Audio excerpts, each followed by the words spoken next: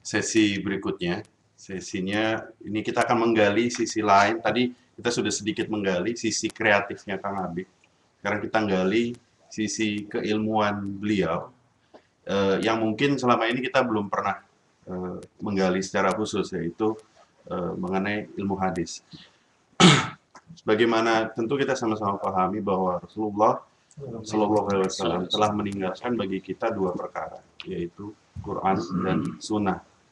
Dan siapapun yang memegang dua perkara ini, maka insya Allah dia akan selamat dunia dan akhirat. Maka ini adalah salah satu langkah awal kita untuk memahami Sunnah Rasul. Walaupun yang perlu kita juga ingat, memahami ilmu hadis itu kalau ya saya pahami memang idealnya dibarengi dengan pemahaman terhadap bahasa Arab idealnya. Tetapi ini adalah langkah awal. Semoga itu juga menjadi motivasi bagi kita untuk menggali lebih dalam mengenai ilmu hadis. Karena berdasarkan pandangan saya pribadi, memahami hadis itu juga sama saja dengan memahami bahasa. Karena bisa jadi hadis itu keluar, dia ada konteksnya, dia ada alasannya kenapa keluar, dia ada latar belakangnya. Jadi tidak bisa serta-merta hanya dilihat dari kacamata teks saja. Mungkin dengan penjelasan nanti akan diberikan Kang Abik ini bisa membuka cakrawala kita dalam membaca kitab-kitab hadis. Waktunya sebagaimana yang telah diberikan oleh panitia, kita sesinya dari mulai pukul 5 sampai dengan pukul 6 lewat 45 menit.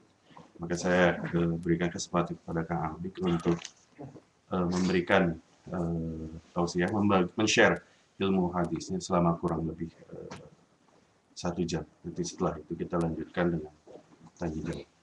Pada Kang Abik saya berserta. Assalamualaikum warahmatullahi wabarakatuh. Waalaikumsalam. Innal hamdalillah nahmaduhu wa nasta'inuhu wa nastahdihi wa nastaghfiruh wa na'udzu billahi ta'ala min syururi anfusina wa min sayyiati a'malina. May yahdihillahu fala mudilla lahu wa may yudlil fala hadiya lahu.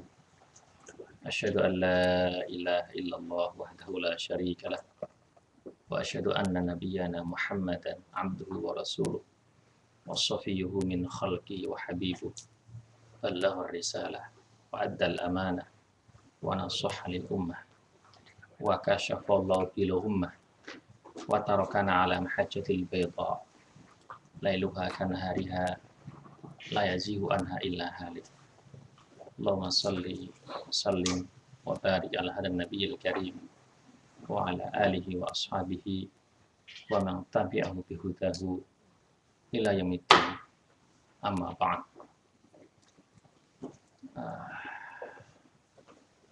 Hadirin rahimakumullah, para pemirsa dan pendengar di seantero penjuru dunia dimanapun Anda berada, marilah kita bersyukur kepada Allah Subhanahu wa Ta'ala atas segala limpahan nikmatnya kepada kita semuanya.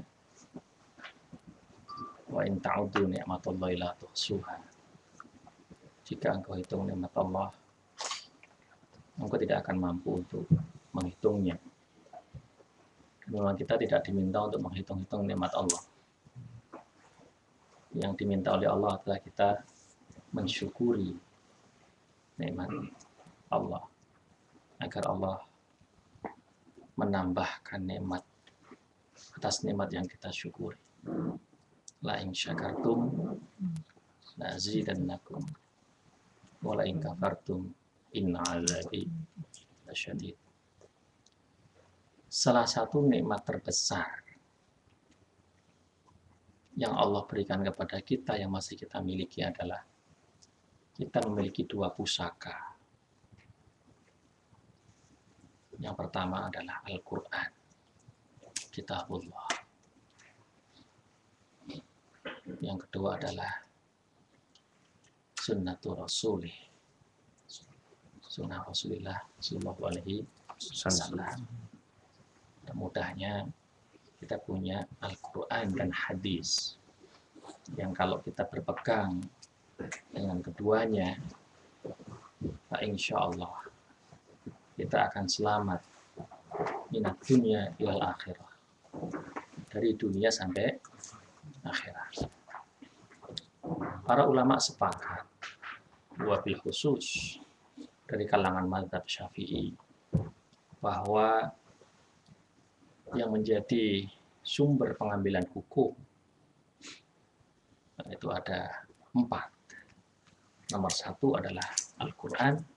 Jadi kalau kita mau mengambil hukum-hukum syariah, merujuk yang pertama adalah kepada Al-Quran. Kemudian dalam hadis atau sunnah Rasulullah Sallallahu Alaihi Wasallam, itu kan. Kalau Al-Quran belum jelas, penjelasannya dicari di dalam hadis. Ya. Berikutnya adalah ijma, kesepakatan para ulama. Yang nomor 4 adalah qiyas atau analogi hukum. Saya nggak akan membahas tentang bagaimana ijma, bagaimana qiyas. Itu pembahasan sangat-sangat panjang. Analog yang dimaksud seperti apa, qiyas seperti apa, itu akan sangat-sangat panjang. Ya. Kalau Al-Quran kita tahu bersama, Al-Quran di kalangan umat ini dan juga di kalangan di luar umat ini boleh kita katakan bahwa sangat kokoh. Di antaranya karena memang Allah sendiri yang menjaga. Nahnu nazzalna dzikra wa inna lahu laha. Allah sendiri yang menjaga Al-Quran. Yang kedua, Al-Quran ini semua ayat-ayatnya itu sampai kepada kita semua ini itu dalam bentuk mutawatir. Ya kan? Mutawatir. Semuanya mutawatir. Ya kan? Mutawatir itu bahwa nas atau teks Al-Quran oleh Rasulullah disampaikan para sahabat, pada sahabat dibacakan kepada para sahabat, yang mendengar itu adalah jumlah yang sangat banyak. Batasannya adalah bahwa jumlah itu tidak mungkin untuk bersepakat untuk dusta. Ya kan? Dari jumlah yang banyak itu turun ke setelahnya juga didengar oleh jumlah yang sangat banyak, nggak mungkin untuk dan seterusnya. Itu namanya mutawatir. Contoh, mutawatir itu gini contohnya. Ada kabar begini, bahwa Menara Eiffel itu ada di Paris. Itu mutawatir. Mutawatir. Karena kabar itu orang yang mengatakan itu nggak mungkin bohong. Udah kira-kira begitu. Itu namanya mutawatir, sangat-sangat banyak sekali.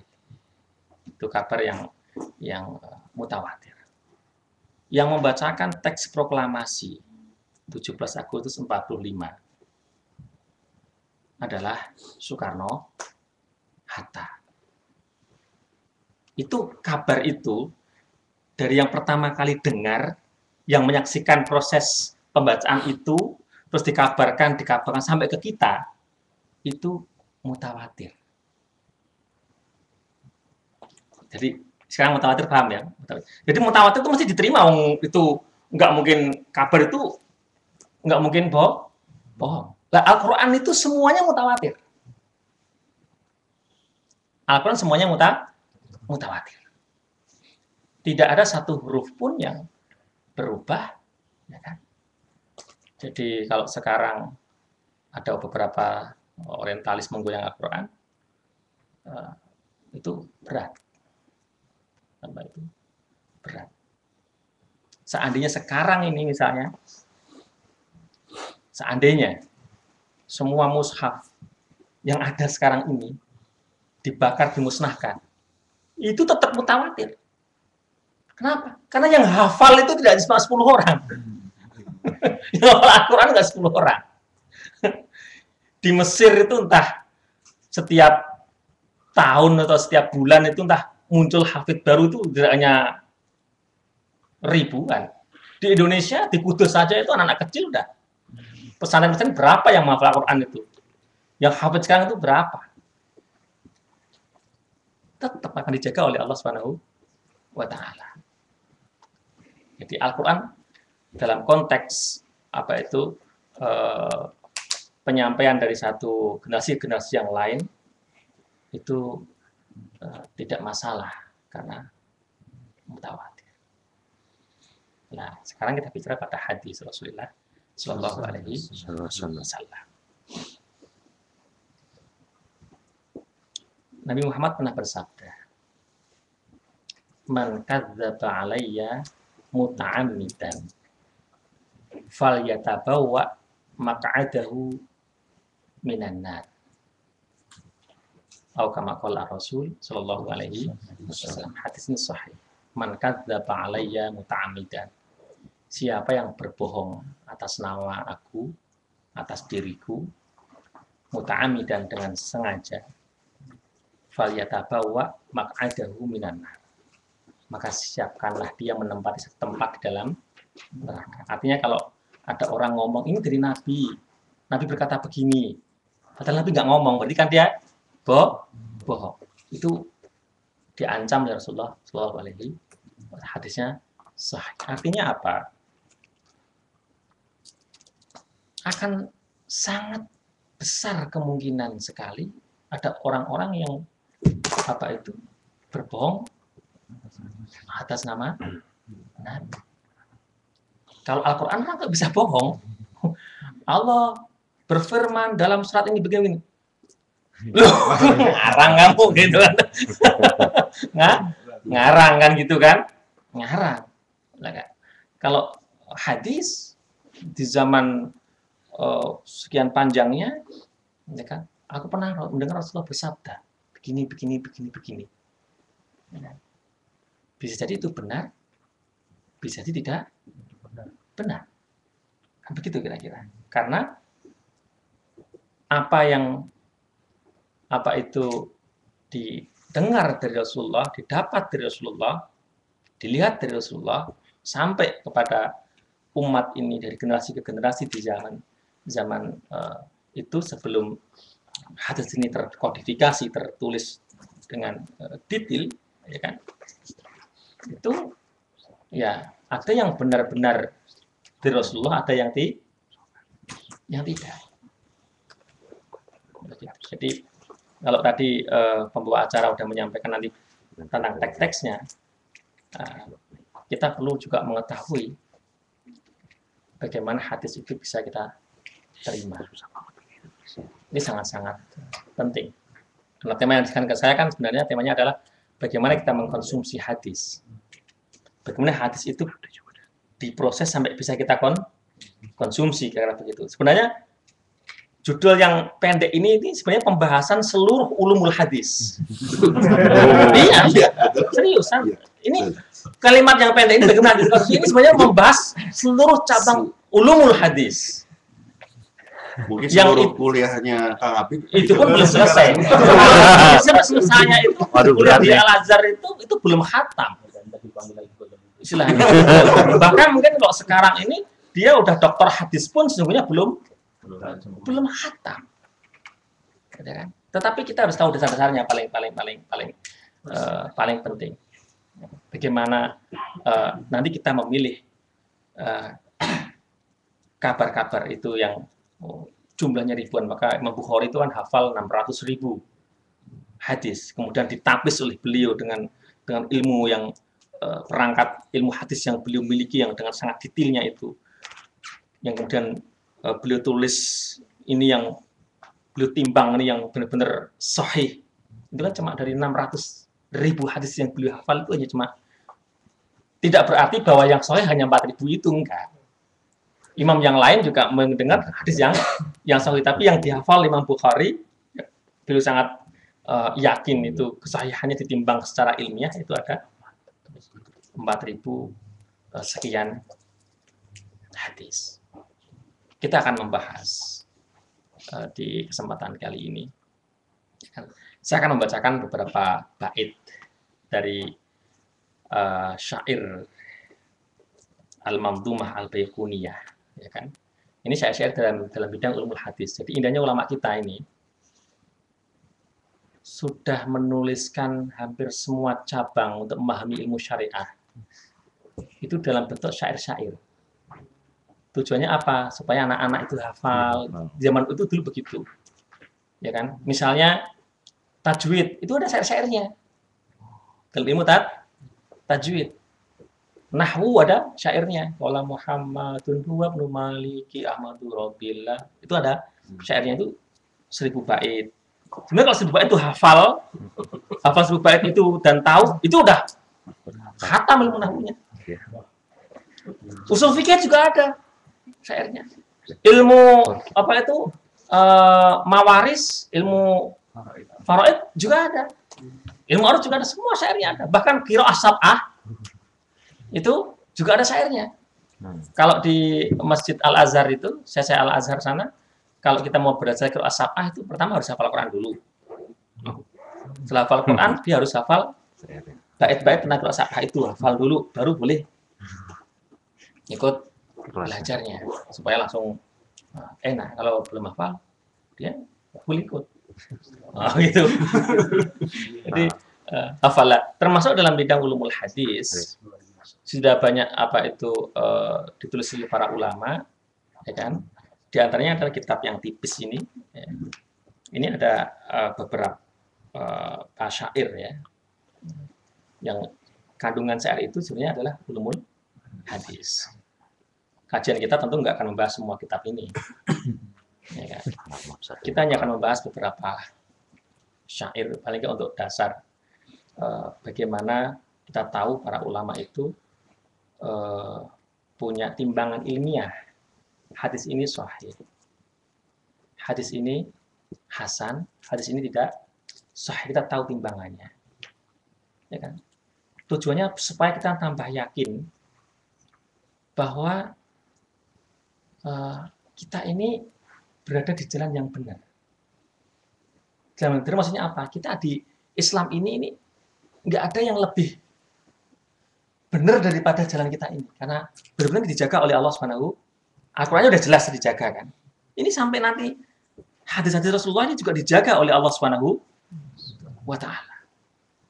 Dengan ulama zaman itu punya timbangan yang luar biasa dalam menyeleksi sebuah kabar. Kabar dari Rasulullah. Diseleksi betul, nggak sembarangan. Kan? Baik, rahimakumullah. Bismillahirrahmanirrahim.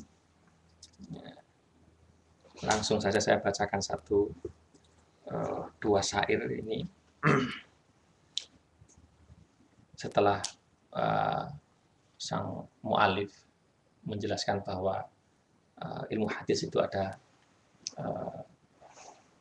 bermacam-macam bentuk hadis, kemudian beliau berkata, awaluha sahihu wa mattasalat isnaduhu walam yushaddu au yu'al. Awaluha sahihu wa mattasal. Awaluha as-sahihu wa huwa mattasal isnaduhu walam yushaddu au yu'al. Bait yang pertama, yarwihi adlun dobitun an mislihi mu'tamadun fi dobtihi wa naklihi. Ini pengertian hadis sahih yang sekaligus untuk punya timbangan hadis sahih itu seperti apa. Nah, saya artikan secara ini dulu. Awaluha, macam hadis yang pertama, as-sahihu. Awaluhas sahihu. Yang pertama hadis sahih. Wahwa yaitu ma hadis itasola yang bersambung isnaduhu sanatnya. Yang sanatnya bersambung. Walam yushad dan hadis itu tidak syad. Au yu'al. Hadis itu tidak sakit. Tidak berpenyakitan hadis itu. Oh, gitu kan.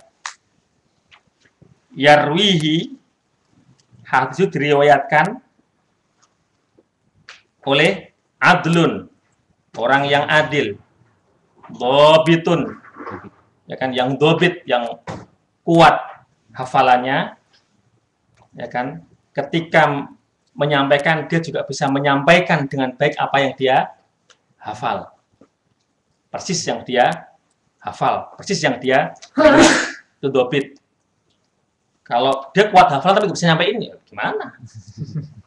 Dia kuat hafalannya, juga bisa menyampaikan dengan baik. An mislihi, dari yang semisalnya, dari yang adil dan dobit, diriwayatkan oleh orang yang adil, yang dobit, ya kan? Ya kan? Mu'tamadun fi dhabtihi, yang bisa dipegang dalam kedobitannya, wa naqlihi, dan transliterasinya ketika menukilnya. Kita bahas satu persatu sekarang. Ya kan? Yang pertama, kriteria hadis yang sahih itu pertama harus ittasola isnaduhu. Sanatnya harus nyambung. Artinya bahwa satu sanad dengan sanad yang lain itu tidak ada yang terputus. Ya kan? Nomor 1 dapat kabar dari nomor 2, dari kabar dari nomor 3, dari kabar dari nomor 4, nomor 4 dapat kabar dari sahabat, sahabat dari Rasulullah, itu nggak ada yang putus. Ada yang putus. Nomor 1 dapat kabar dari yang 2 bilang saya dapat dari yang nomor 4. Dari yang nomor 5 berarti ada satu yang hilang. Yang hilang ini sudah nggak diterima hadisnya. Harus benar-benar nyambung. Kalau saya bilang, saya pernah mendengar ini.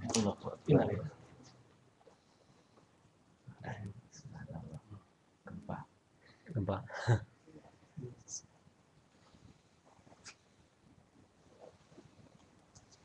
Ini biasa begini ya? Iya. Lama ini. Kalau yang besar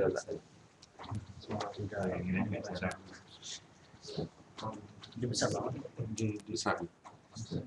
15 detik. Berita. Lihat debit. oh siang coba lihat belum selesai nih coba Isu Oshima lama ya? Mezuri Iya. Di laut. Lautan yang oh Isu Oshima.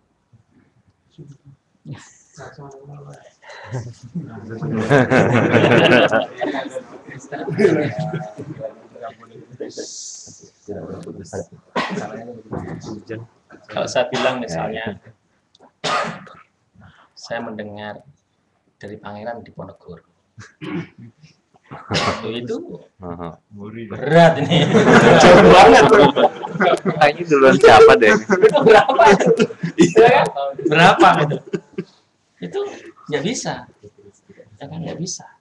Saat ini saya bilang saja misalnya, saya mendengar, ya kan, dari Pak ini, atau dari Mbah ini, yang Mbah itu hidupnya di zaman ayahnya Mbah saya. Ya kan? Itu nggak bisa.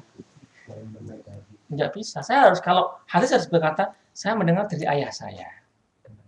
Ayah saya mendengar dari bapaknya ayah saya.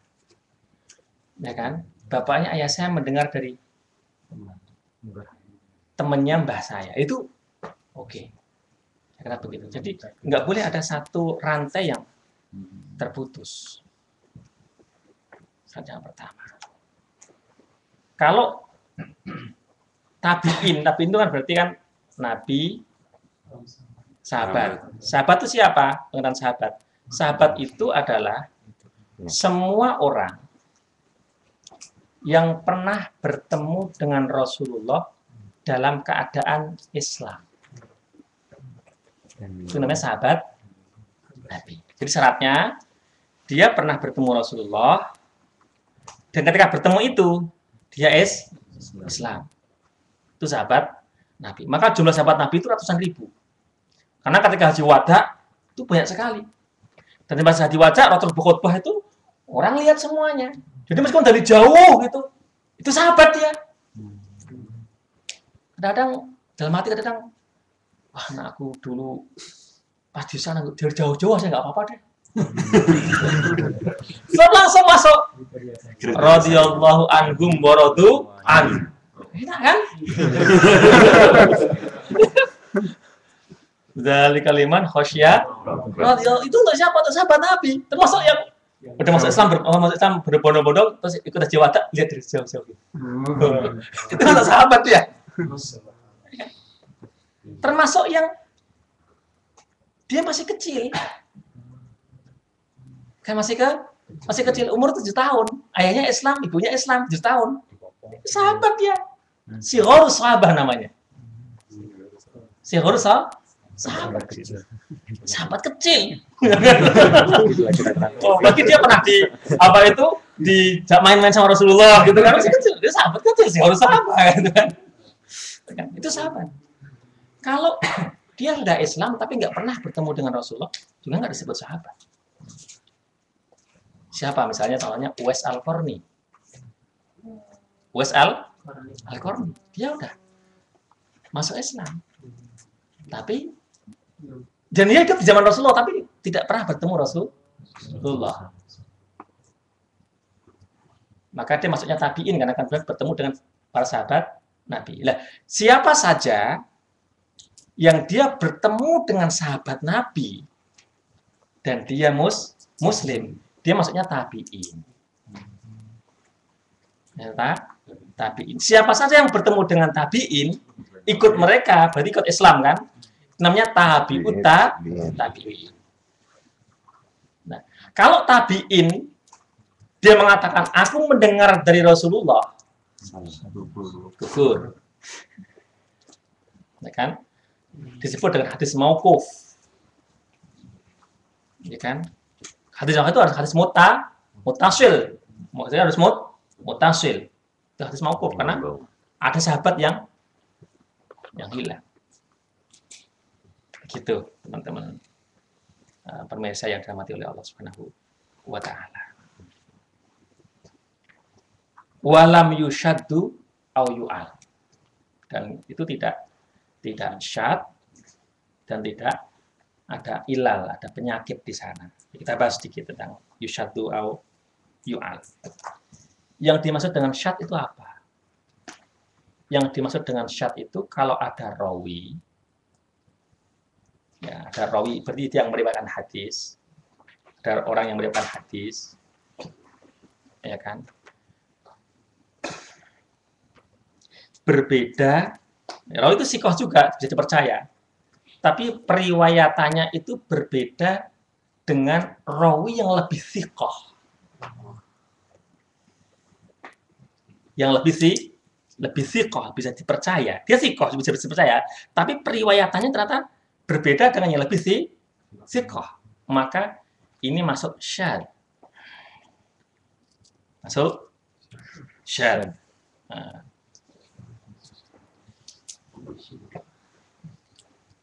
Nah, ini ada pembahasan yang apa itu menarik. Kalau misalnya ada rawi sikoh meriwayatkan hadis, ya kan? Kemudian datang rawi yang lebih sikoh, maka hukumnya tetap yang lebih sikoh ini yang lebih diterima. Itu ikhwah rahimakumullah. Terus kemudian tidak boleh hadis itu ada ilal, ada penyakit di sana. Ini penyakit hadis ini menurut para ulama hadis itu diantaranya paling susah untuk dideteksi. Ini hanya orang yang benar-benar pakar termasuk dalam kebahasaan yang kadang-kadang bisa mendeteksi. Kalau yang penyakit yang tampak sekali sih semua orang bisa mendeteksi gitu. Tapi kadang-kadang ada yang dia penyakitnya ini kalau ibarat dokter itu memang hanya dokter-dokter spesialis yang bisa mendeteksi. Penyakit itu bisa ada secara kebahasaan. Ini nggak mungkin bahasanya Rasulullah ini kayak gini.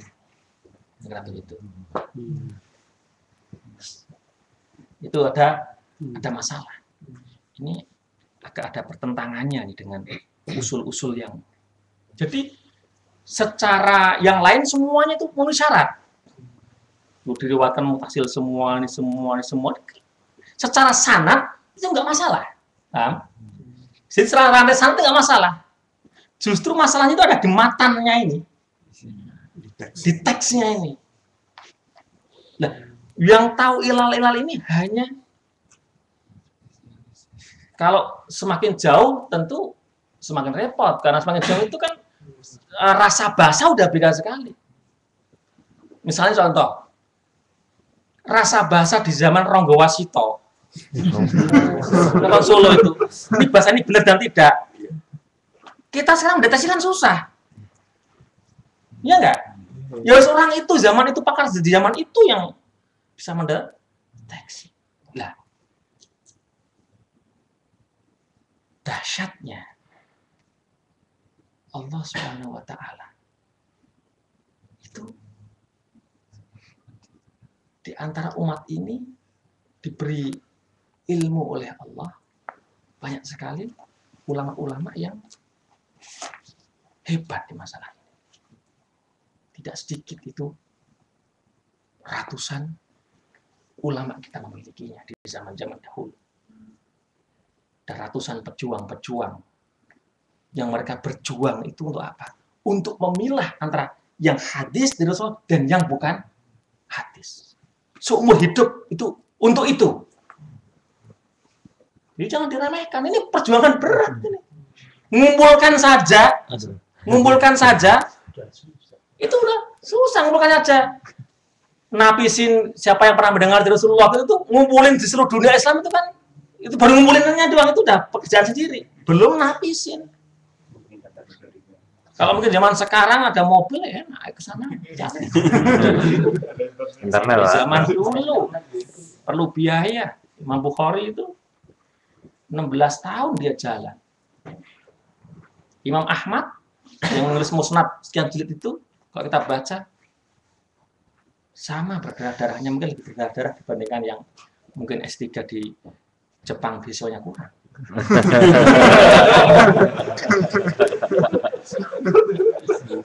Ya kan? Sama kurang. Imam Ahmad ceritanya sebuah kota di kehabisan biaya. Situ dia jadi kuli panggul dulu 1 bulan, sekian bulan untuk ngumpulin biaya kerja dulu. Setelah ada uang, lanjutin perjalanan lagi demi 1-2 hadis.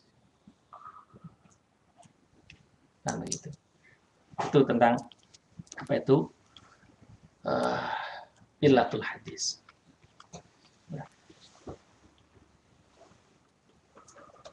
Yarwihi adlun dhabitun an mislihi. Yang sanadnya tadi itu diriwayatkan oleh orang yang adil, yang dhabit, an misli dari yang semisalnya. Adil itu apa? Adil itu secara bahasa itu artinya al-istiqomah, lurus. Idza kana at-tariqu mustaqiman laysa fihi i'wijaj. Yuqalu hadza tariqun adlun ay mustaqimun. Kalau jalan itu lurus, nggak belok-belok, itu kan, nggak menyesatkan, yaitu disebut thoriqun adlun, jalan yang adil, jalan yang lurus secara awal itu. Jadi secara apa itu bahasa seperti itu. Menurut inda ahli ilmi, jadi menurut apa itu ahli ilmu hadis, adil ini adalah wasfun fi syakhsi yaqtadi al-istiqamata fid dini wal muru'ah. Satu sifat ya kan, untuk fi syakhs, untuk sebuah pribadi, untuk seseorang, untuk pribadi, yaqtadi al-istiqamah, yang mengharuskan orang itu istiqamah, lurus, fid dini, dalam agamanya dia itu lurus, wal muru'ati, dan muru'ahnya, jadi kehormatannya itu juga lurus. Jadi yang meriwayatkan itu harus punya sifat adil ini. Dia agamanya harus lurus, secara agama itu lurus. Secara kehormatannya dia terjaga. Sangat detail ulama ini di sini. Ya kan? Fastiqamatur rajuli fi dinihi wa muru'ati tusamma adalah. Istiqomahnya seseorang dalam agama dan dalam kehormatan, dalam muru'ahnya, itu disebut adalah dalam ilmu hadis. Wa ala hadza fal fasiqu laysa bi'adlin. Dengan sifat ini, orang fasik tidak bisa disebut sebagai orang yang adil. Jadi adil itu bukan terkait dengan hukum, dia ini adil, enggak. Lebih detail dari itu. Lebih dalam dari agamanya harus lurus. Jadi kalau dia dalam beragama saja udah nggak lurus, ditolak hadisnya. Ditolak hadis, kalau dulu begitu. Ditolak hadisnya. Misalnya agama nggak lurus tuh, suatu ketika dia pernah mengatakan, sholat itu yang penting hanya ingat Allah.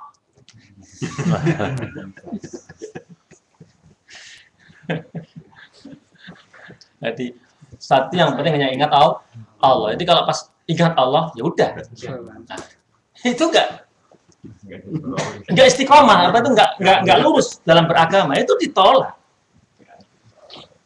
Karena masalah sholat udah jelas. Shollu kama ra'aitumuni usolli. Inna sholata kanat alal mu'minina kitabam mauquta. Udah jelas. Tentang satu udah jelas. Dia punya pandangan. Yang penting ingat kepada sepinter-pinternya dia dalam ilmu hadis, kalau dia meriwayatkan enggak diterima. Itu yang pertama. Harus istiqomah. Kalau dia misalnya, dia orang, katakanlah juga pinter, alim. Tapi jelas dia punya saudara, dia itu masyarakat tahu semuanya bahwa dia memutuskan persaudaraan dengan saudaranya. Masyarakat tahu semuanya bahwa dia punya saudara kandung, misalnya. Dan dia memutuskan, udah nggak anggap saudara kandung. Saudara kandung juga muslim juga. Berarti qati'ur rahim kan, memutus satu rahmi kan.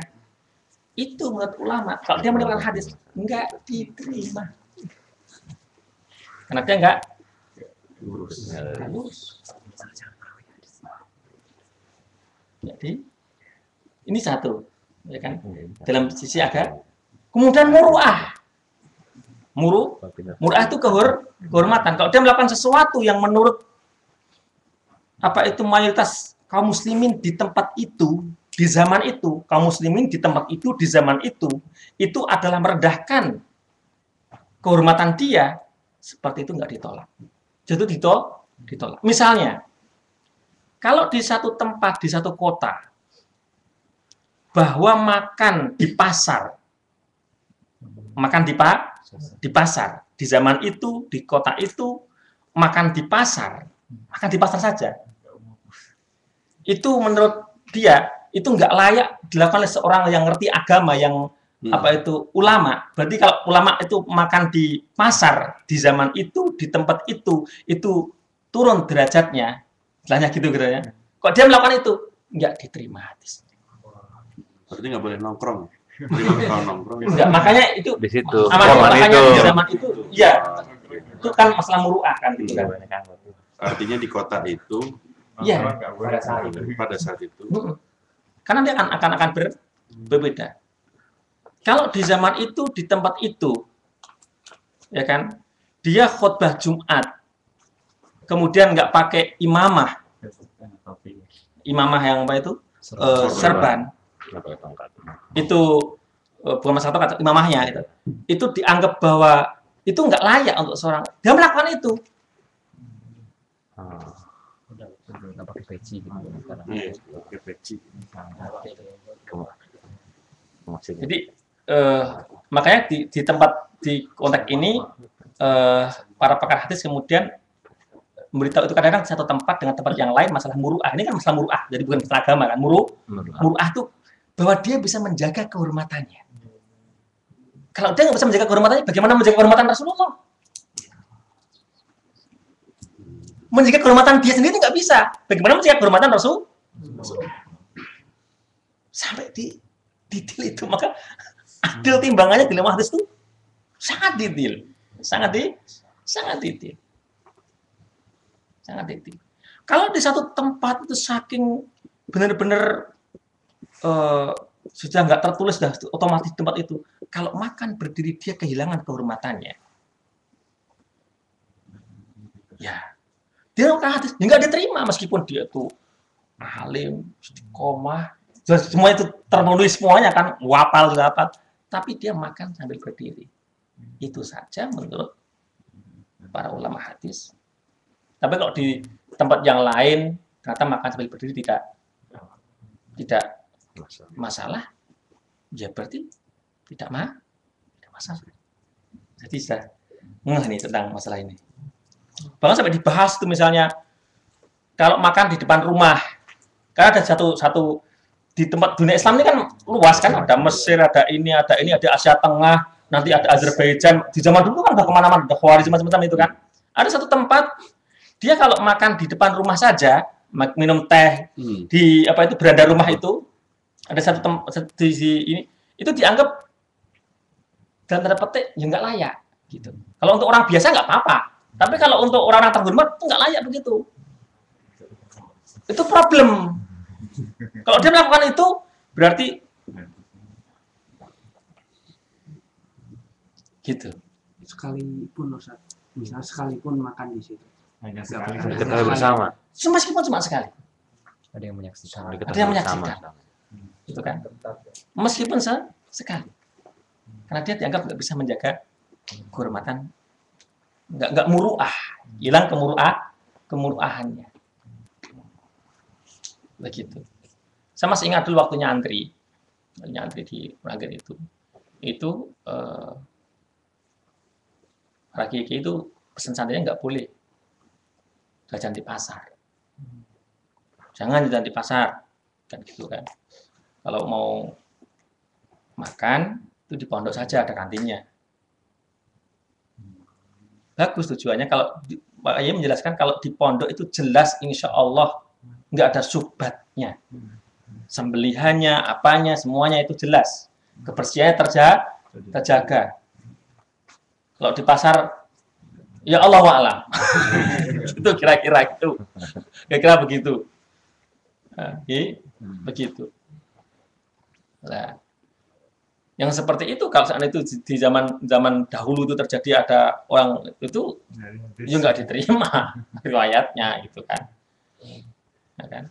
Kecuali kalau di pasar udah terkenal itu warungnya Pak Haji Fulan yang itu kalau jajan di situ tidak ini muru'ahnya. Itu rahimahumullah. Timbangan tentang yang apa itu, yang adil.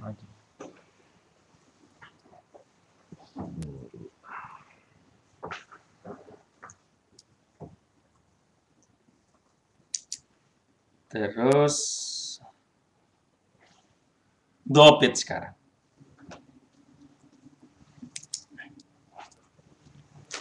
Adil dan harus dobit. Dobit itu alladzi yahfadhu ma rawa tahammulan wa adaan. Dobit itu yang dia menjaga. Yahfadhu artinya bisa menjaga. Menjaga itu berarti nggak ada yang tercecer. Mudahnya kadang-kadang itu secara mudah kadang diartikan dia bisa menghafal. Tapi kalau secara bahasa kan dia bisa menjaga. Menjaga apa yang dia terima, nggak ada yang tercecer satu pun yang dia terima. Termasuk ketika menyampaikan, juga dia bisa menjaganya. Nggak ada yang tercecer. Itu namanya dobit. Namanya dobit. Kalau nggak bisa menjaga, bukan dobit. Bukan dobit. Kadang, kalau hadis sahih, itu syaratnya harus ad-dobtu at-tam. Atau tamu dobti. Jadi dobitnya itu sempurna. Itu sahih itu yang sempurna. Nanti untuk membedakan dengan hadis yang hasan. Kalau yang sahih itu dobitnya sempurna. Jadi penjagaannya itu kelas 1. Itu kelas nggak kawi. Itu kelas 1. Itu benar-benar itu kelas 1. Itu orang pilihan itu. Benar-benar original itu kualitas kelas 1. Kalau material itu material kelas 1. Kalau misalnya material untuk bikin pesawat itu yang kelas 1. Jadi yang benar-benar ini kira-kira begitu. Itu hadis yang sahih.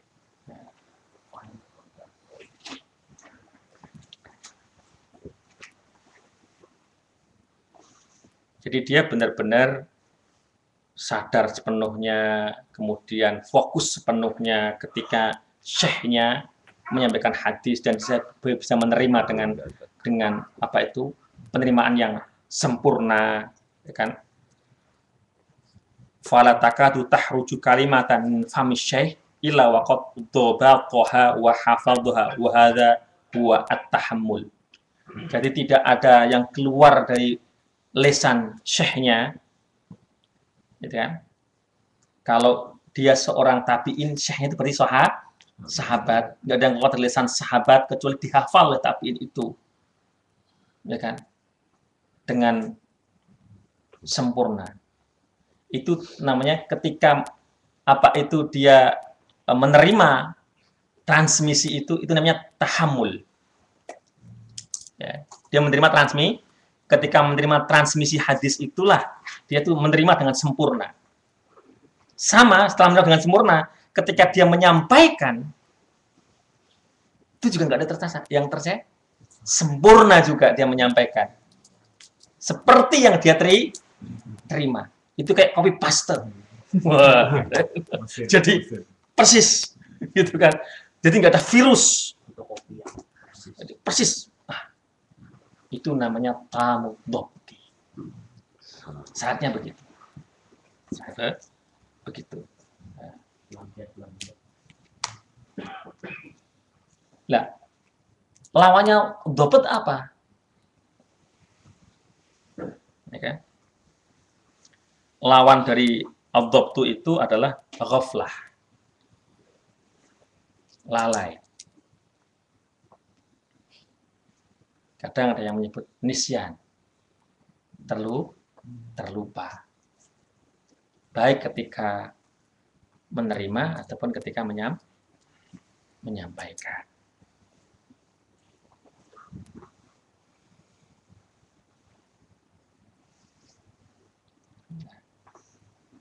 Maka kalau orang yang pelupa,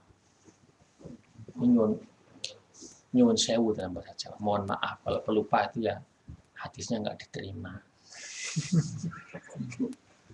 Jadi kalau Jujur aja kalau saya gitu, saya meriwayatkan hadis itu termasuk yang nggak diterima. Terus terang aja, wong saya tuh kadang-kadang sering lupa.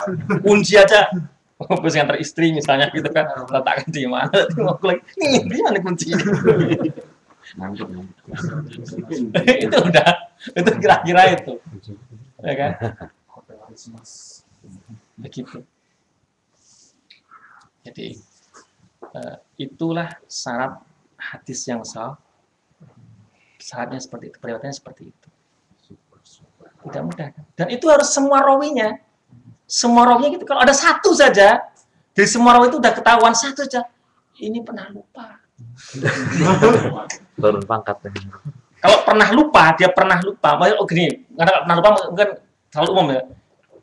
Dia pikun. Dia pikun. Lah. Islam itu adil. Pikunnya itu kemudian para ulama hadis diteliti dengan titik. Ini kapan dia mulai pikun? Umurnya itu 63 tahun. Dia mulai pikun ternyata 10 tahun terakhir. Berarti mulai umur 53. Umur 53 dia pikun. Sering lali pikun gitu kan. Nah, padahal dia tuh sebelumnya udah tamu dokti. Hapus apalanya itu, mungkin dia kan jatuh dari kuda atau gimana tiba-tiba jadi problem kan itu kan. Gitu kok, itu dari onta lah di problem kan begitu kan. Maka kemudian ulama hadis itu meneliti kira-kira yang dia riwayatkan sebelum pikun itu siapa saja yang di antaranya itu dicari siapa yang berguru kepada dia sebelum dia pikun. Kan itu kan tahu kan, kadang kan dia tata lama dia talaki pada ini ya kan tahun sekian ketemu sama ini tahun sekian kan tertulis kadang-kadang itu kan. Nah, yang meriwayatkan dari dia yang berguru pada dia sebelum dia pikun hadis itu selamat. Selamat.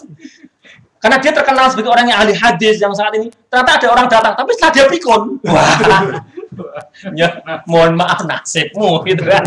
Kalau meriwayatkan dia dari situ, ya mohon maaf karena kamu datangnya setelah dia pikun. Itu sama saja misalnya Anda seorang profesor itu nomor 1 di bidangnya itu ngajar di universitas ini itu kan. Sebelum pikun ya Anda ilmuwan yang oke gitu kan. Tapi kalau setelah pikun Anda dibimbing oleh dia, yo, mohon maaf. Kalau penelitiannya kacau balau. Kira-kira begitu. Ulama sampai seperti itu. Sampai kalau itu ada problem seperti itu. Kalau kali dia udah ketahuan memang dia itu sering lupa, memang secara umum dia sering lupa, ya udah dia semuanya dia. Begitu. Harus detail. Ya kan? Imam Bukhari itu pernah dia mendengar ada seorang bahwa orang itu terkenal sebagai orang yang mempunyai hadis. Artinya dia tuh mendapat hadis dari orang sebelah. Ada beberapa hadis yang dia miliki gitu. Maka dia datangi untuk mendengar hadis itu. Ketika mau mendatangi orang ini, ya kan? Dia melihat bahwa orang ini berbohong pada keledainya. Jadi keledainya itu setelah mau dikasih makan mau gimana gitu kan. Ternyata itu bukan makanan supaya dia bekerja muter-muter itu kadang-kadang kan kalau di Mesir itu kadang-kadang ada untuk mengambil air itu kan pakai kuda yang muter terus supaya ini kan dia bukan makanan gitu kan. Kemudian begitu tahu wah, sama keledainya bohong nggak jadi. Okay. Padahal tuh itu kan ngakalin si keledai kan. Dia sampai seperti aja dipilah. Lah, nanti secara mudahnya ketika hadis ini diriwayatkan oleh syarat-syarat hadis sahih ini semuanya, syarat-syarat semuanya ini terpenuhi semuanya, sanadnya, cuma dia itu derajat dobetnya tadi itu kan hadis sahih itu harus tamu dokti, tamu dokti. Kalau ini diriwayatkan oleh orang yang lebih sedikit di bawahnya, dia dapat juga, tapi nggak kualitas satu. Khafifud dhabti, agak sedikit rendah kualitasnya. Ini disebut dengan hadis hasan. Hasan.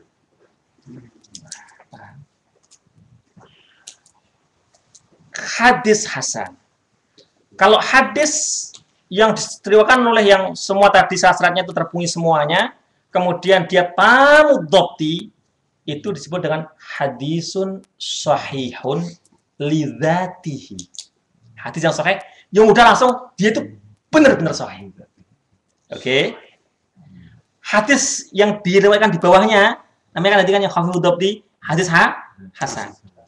Kalau yang meriwayatkan jalannya banyak sekali, sanad itu banyak, ya kan? Ini dari jalur A, ya kan? Hasan, bahkan hadis ini. Di jalur B juga meriwayatkan hadis yang hasan juga. Dari C, ini beda-beda nih, A, B, C, D, E, F. Hasan juga. Ini berarti kan diriwayatkan banyak nih. Hasan, banyak sekali. Ini satu sama lain saling menguatkan. Menguatkan. Ini derajatnya naik. Jadi sahihun li ghairihi. Sahih dikuatkan oleh yang lain. Udah jelas? Kalau syarat sahih dan hasan tadi tidak terpenuhi meskipun cuma satu, diriwayatkan oleh orang yang pelupa, enggak, namanya hadisun dhaif.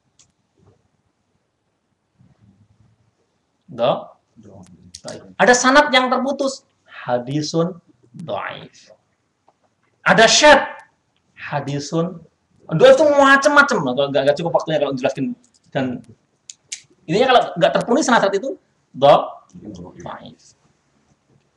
Lah, dhaif itu ada yang dhaif yang misalnya biasa, ada yang dhaif yang kebangetan. Kita aja mudahnya. Langsung out. Dhaif yang ya kan? Kebangetan dulu. Ada kebangetan dulu. Nah, kebangetan. Ya kan? Ini orang yang udah dikenal apa itu, dia itu pembohong. Itu jangan dhaif kebangetan. Ya kan? Dhaif yang kebangetan. Di luar itu semuanya,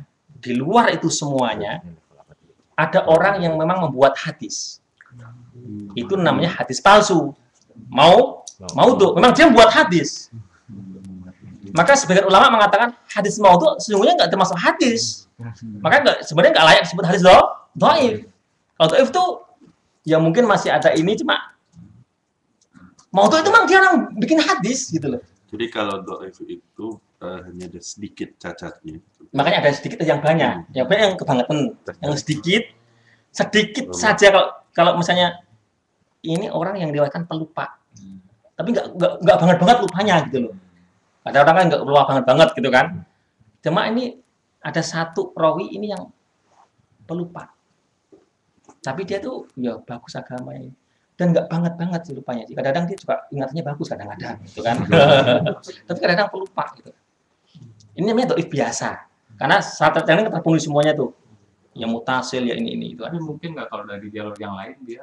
Nah, makanya jalur yang lain juga ada yang memberikan yang sama. Dhaif juga. Naik pangkat. Tapi nggak kebangetan. Ya sama gitu semua kan. Jadi yang dhaif yang tipis-tipis begitu kira-kira. Ini naik derajatnya jadi hasan li ghairihi. Kalau ini dhaif ada satu hasan, ya ikut yang hasan jelas. Itu udah hasan kan gitu kan. Di riwayat yang jalur ini hasan, ini dhaif. Ini jadi hasan karena ada yang hasan. Maka ada hadis itu kadang-kadang kalau lewat jalur ini hasan, kalau lewat jalur ini tetap hukumnya dhaif. Tapi karena ini dikuatkan oleh jalur ini jadi hasan li ghairihi. Nah, hadis doif yang itu doif yang biasa, yang nggak kebangetan seperti itu menurut para ulama boleh digunakan untuk fadhailul a'mal. Tapi tetap dengan meriwayatkan hadis ini dhaif. Kalau untuk urusan hukum, akidah tidak boleh. Baca Yasin. Contoh misalnya apa ya? Yasinan kan. Gimana hadis yang dhaif? Misalnya kalau ada satu hadis tentang fadilah membaca surat ini. Kadang-kadang ada begitu kan, ada surat ini. Itu tapi kan buat kita memotivasi untuk baca surat itu. Ya kan? Karena banyak hadis dhaif tentang fadilah surat. Tapi ada juga yang sahih-sahih. Misalnya kalau malam Jumat baca Al-Kahfi itu sahih. Itu kan ada beberapa fadilah surat-surat itu ada yang sahih, tapi banyak juga yang dhaif. Kalau baca surat ini begini, ini itu kan. Itu yang dhaif. Itu selama bahwa itu tidak bertentangan dengan akidah, ya kan ada dasar yang sahih yang menaungi secara umum, maka itu boleh digunakan untuk fadhailul a'mal. Begitu. Misalnya ada apa itu hadis kalau apa itu membaca zikir ini maka akan begini. Kalau dia nggak dhaifnya nggak sangat-sangat apa itu boleh digunakan untuk fadhailul a'mal. Untuk ya menambah kita semangat untuk beribadah. Tapi hadis dhaif tidak bisa digunakan untuk dasar hukum dan untuk akidah. Bahkan akidah itu sebagian ulama mengatakan dia harus mutawatir kalau akidah. Meskipun sebagian ulama mengatakan sahih cukup karena sahih itu hadis yang sahih itu juga apa itu istilahnya boleh disebut sebagai kabar yang itu meyakinkan. Begitu. Bukan don lagi tapi bisa keyakinan. Jadi perdebatan nanti antara apa itu masalah itu agak cukup panjang tapi tetap Ahlussunnah wal Jamaah tetap kalau hadis itu sahih itu bisa dijadikan dasar untuk akidah. Itu secara singkat ya apa itu semacam pengantar bagaimana kita memahami bagaimana transmisi hadis sampai kepada kita. Rahimakumullah. Supaya kita juga semakin yakin bahwa ulama kita sebenarnya sudah punya timbangan sangat-sangat ilmiah. Nah, ini nanti banyak sekali orientalis yang dalam tanda petik mengacak-acak. Nah, kalau bagi yang punya dasar semacam ini akan mudah terbawa oleh orientalis. Kalau bagi orientalis itu nggak ada istilahnya bahwa ada apa itu adalah kan nggak ada mereka. Bagi mereka ya kabar siapapun anggap sama. Kabar orang mabuk juga sama orang yang tidak mabuk sama. Sama kan begitu kan? Kabar orang yang sholat dan nggak mau sholat sama. Bagi mereka sama. Istilah kabarnya Abu Jahal sama bagi mereka. Nah, gitu. Ini supaya saya beritahukan ke teman-teman. Kalau kita melihat sejarah, di antara ilmuwan yang ada di atas muka bumi ini, yang paling menjaga amanah ilmiah itu ulama Islam. Paling menjaga amanah ilmiah. Kalau ulama Islam itu kalau ada satu permasalahan, yang permasalahan itu adalah sifatnya polemik, ulama Islam itu tidak pernah membuang atau menyembunyikan argumentasi lawan. Disampaikan apa adanya dengan jujur, baru argumentasi dia. Itu ulama kita kalau lihat dulu. Dia nggak pernah nukil-nukil yang enggak. Dia sampaikan apa adanya sebagai amanah ilmiah. Kemudian dia dengan jujur. Sama kalau ada bahkan hadis-hadis yang syadz, karena untuk menunjukkan kepada umat ini syadz, atau hadis yang nggak benar misalnya, itu pun disampaikan apa adanya, bahwa ada apa itu riwayat dari fulan begini, dijelaskan, tapi itu tidak benar. Kenapa tidak benar? Karena alasannya begini.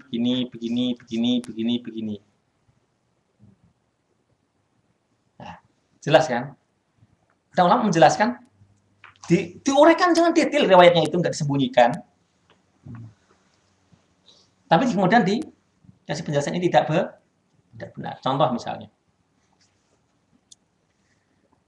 ketika membahas tentang Nabi menikahi Zainab. Zainab itu adalah dulu istrinya Zaid. Zaid itu anak angkatnya Rasulullah. Kan begitu kan? Ya, intinya kan bahwa di antara mereka berdua sudah tidak cocok, ini kan begitu. Kemudian apa itu di Zainab kan kemudian diceraikan oleh Zaid. Kemudian Allah Subhanahu wa taala menikahkan Nabi Muhammad dengan Zainab. Yang menikahkan itu Allah. Falamma qada Zaidu watara zawwajna. Setelah Zaid sudah selesai, maka aku nikahkan engkau dengan dia itu Zainab. Oke. Itu kan banyak sekali hikmah di sana, di antaranya adalah untuk menunjukkan bahwa status anak angkat dengan anak kandung itu berbeda. Kalau zaman jahiliyah itu kan anak kandung sama anak angkat dianggap sama. Istri anak kandung jelas tidak boleh dinikahi oleh, kalau bekas istrinya nggak boleh dinikahi oleh ayah, kan jelas kan. Ya kan? Zaman jahiliyah juga karena dianggap juga sama. Istri anak angkat pun nggak boleh dinikahi oleh apa kan begitu kan. Dalam Islam kan juga begitu kan. Apa itu kalau istri anak kandung kan nggak boleh. Nah, ini kemudian Allah menikahkan Rasulullah dengan Zainab yang tak lain adalah istilahnya dulu pernah jadi istri anak angkatnya, itu dengan tujuan supaya bahwa hukum anak kandung dengan anak angkat berbeda. Hukum anak kandung dengan anak angkat berbeda. Ini ada kalangan dari kalangan apa itu ya kita sebut musuh Islam di zaman itu, dari kalangan Yahudi dan sebagainya, orang-orang fasik di zaman itu yang bikin cerita-cerita tidak benar, yang disebut dengan cerita Israiliyat, karena datanya dari orang-orang Yahudi yang hidup di zaman itu, bisa di zaman Rasulullah, bisa di zaman para sahabat yang masih ada kan. Dia bikin cerita suatu hari Rasulullah melihat Zainab dan terpesona dengan kecantikan Zainab. Kemudian Rasulullah minta supaya Zaid menceraikan Zainab karena dianggap jatuh cinta sama Zainab. Itu kayak novel-novel barat gitu loh. Oke. Itu. Dan itu cerita itu juga menyebar di kalangan umat Islam. Ulama-ulama kita ahli tafsir ketika menafsirkan ayat itu juga menyebutkan ada cerita begini, di antara sumbernya dari sini. Itu kan? Itu cerita nggak ada dasarnya. Sanadnya juga nggak jelas, orangnya juga nggak jelas kan, berarti kan runtuh semua kan waktu ditimbang dengan ini kan. Karena kalau kita tentang Rasulullah kan, hadis itu kan apa? Ma'udhifa ila Nabi SAW kaulan wa fi'lan wa takriran. Apa yang disandarkan kepada Rasulullah baik itu kaulan, fi'lan, yaitu perbuatan, kaulan perkataan, perbuatan dan takrir. Ini kan berarti masuk hadis kan? perbuatan Rasulullah kan. Itu harus jelas rawinya harus jelas dengan sanad apa itu syarat hadis sahih. Ulama itu sakit amanah ilmiahnya pun dijelaskan begini. Ini tidak benar. Yang benar begini. Udah. Nanti ketika orientalis baca ini, padahal ulama sudah mengatakan ini nggak benar kan? Karena nggak ada sumbernya kan ini. Ketika orientalis baca ini dianggap sebagai main fakta utama. Justru ini nih yang benar nih. Antara riwayat syad dan tidak syad bagi mereka sama. Maka kemudian mereka ini kan pendapatnya mungkin ulama-ulama ahlus sunnah. Nah, gitu kan. Ahlus sunnah yang secara politik zaman itu tuh paling menguasai sehingga kelompok-kelompok lain yang minoritas itu nggak boleh berbicara. Itu. Nah, bagi orang-orang yang nggak punya dasar ilmu hadis seperti ini, mohon maaf, murni pakai ilmu sosial antropologi yang modern, benar juga. Jangan-jangan memang kalau dulu kacau balau. Nah, itulah teman-teman kita yang nggak punya disiplin berat seperti ini, atau kadang-kadang dia baru kenal sedikit, nyuwun sewu di perguruan tinggi tertentu belum khatam juga, udah pergi ke Eropa, ketemu sama orang seperti ini, dicuci begini, bener, ini pas untuk mengantam kiai-kiai. Nah, dianggap satu yang baru, padahal nggak baru itu. Istilahnya kalau bahasanya para ulama di Mesir yang seperti itu zabalatul afkar, sampah pemikiran, sampah, cuma nggak ada, sebenarnya nggak ada apa itu, ya nggak ada timbangan ilmiah sama sekali pun, udah jatuh dijelasin ini nggak ada ininya kok. Ibaratnya ini misalnya seandainya pun ada orang terkenal bahwa itu dia junun zaman itu ngomong gini, itu kalau orientalis, oh ini jadi benar. Yang anggap junun siapa dulu? Wah, gitu kan. Betul mah benar-benar edan di zaman itu. Tapi dia akan mengatakan, yang anggap siapa dulu yang anggap junun? Jangan dulu lewat politiknya. Begini. Ini yang harus kita hati-hati. Nah, memang juga apa itu dalam dakwah ini kita harus mengokokkan di banyak sisi. Ada yang di sisi di sini, termasuk ekonomi Islam, termasuk teknologi. Jadi semua itu harus apa itu kita kuasai, harus kita kuatkan dengan sungguh-sungguh. Itu yang rahimahullah udah jam 6 lebih dah, melebihi waktu. Baik, ada astagfirullahaladzim. Baik, kita masuk ke sesi tanya jawab. Ya. Ada 5, jadi saya bagi 2 sesi. Yang pertama 3, yang berikutnya 2. Dari sebelah kiri. Silakan. Assalamualaikum warahmatullahi wabarakatuh. Waalaikumsalam warahmatullahi wabarakatuh. Jadi kalau kita sudah menjalankan suatu amalan gitu, kemudian akhirnya kita tahu bahwa hadis itu dhaif, apa dasarnya hadis dhaif. Kemudian yang lebih utama itu kita meninggalkan amalan itu atau tetap menjalankan amalan itu, walaupun kita sudah tahu hadis itu apa dasarnya dhaif gitu. Mana yang lebih utama gitu, kita meninggalkan saja atau tetap menjalaninya. Contohnya apa misalnya? Misal tentang yasinan ya, dan kan katanya, jadi memang masih bodoh gitu saya. Belum ada hadis hasan yang menjelaskan bahwa yasinan di malam Jumat itu sahih hadisnya. Nah, kebanyakan kan berkata itu dhaif gitu. Nah, ketika kita mengetahui itu kan, jadi kita mesti gimana nih gitu. Jadi kan sebenarnya ada ucapan kemudian ada reaksi gitu ya. Jadi setelah kita tahu gitu seharusnya gimana gitu. Apakah melanjutkan saja atau malah meninggalkannya gitu. Yang masih agak bingung di saya. Terima kasih. Assalamualaikum warahmatullahi wabarakatuh. Satu. Jadi kalau kita melakukan satu amalan yang secara spesifik belum menemukan dasarnya, itu spesifik kan itu kan. spesifik, belum menemukan dasarnya.